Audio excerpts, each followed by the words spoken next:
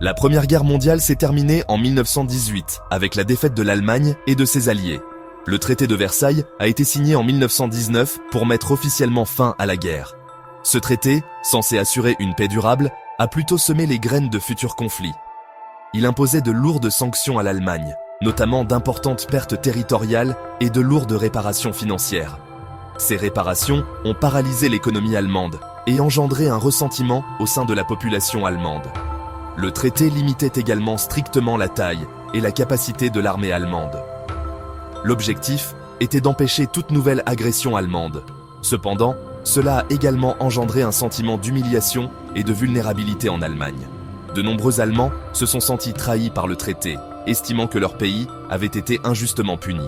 Le traité de Versailles, bien qu'il visait à empêcher une autre guerre dévastatrice, n'a finalement pas réussi à apaiser les tensions sous-jacentes en Europe.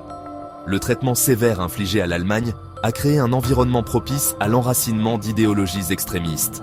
Le décor était planté pour un nouveau conflit mondial, alimenté par le ressentiment, l'instabilité économique et la montée des régimes totalitaires. Les années 1920 et 1930 ont vu la montée des régimes totalitaires en Allemagne, en Italie et au Japon. Ces régimes, chacun avec ses propres caractéristiques, partageaient un point commun: un nationalisme extrême, la suppression de la dissidence et un désir d'expansion territoriale. En Allemagne, Adolf Hitler et son parti nazi ont exploité le chaos économique et l'humiliation nationale qui ont suivi la Première Guerre mondiale pour s'emparer du pouvoir. L'idéologie d'Hitler était basée sur la supériorité raciale et l'expansion territoriale. Il a promis de rendre à l'Allemagne sa gloire passée, transformant les Juifs et autres minorités en boucs émissaires des problèmes du pays. En Italie, Benito Mussolini a établi un régime fasciste qui glorifiait l'État et supprimait les libertés individuelles. Mussolini cherchait à faire revivre l'Empire romain, se lançant dans des politiques étrangères agressives en Afrique et dans les Balkans. Au Japon, les chefs militaires ont pris le contrôle, promouvant une vision de la domination japonaise en Asie. Poussé par un besoin de ressources et par la croyance en sa propre supériorité raciale, le Japon a envahi la Mandchourie en 1931, marquant ainsi le début de sa campagne expansionniste agressive. La montée de ces régimes totalitaires, alimentée par la ferveur nationaliste et l'instabilité économique, a créé un climat international volatile. Le monde observait avec appréhension ces régimes, mus par leurs idéologies et leurs ambitions, préparer le terrain pour un nouveau conflit mondial dévastateur.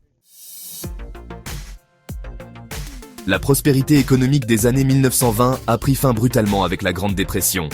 Partant des États-Unis, la dépression s'est rapidement propagée au monde entier, entraînant un chômage généralisé, des faillites bancaires et des troubles sociaux.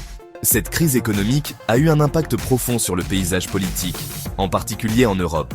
Les fragiles démocraties établies après la Première Guerre mondiale ont eu du mal à faire face aux difficultés économiques, ouvrant la voie à la montée en puissance des mouvements extrémistes.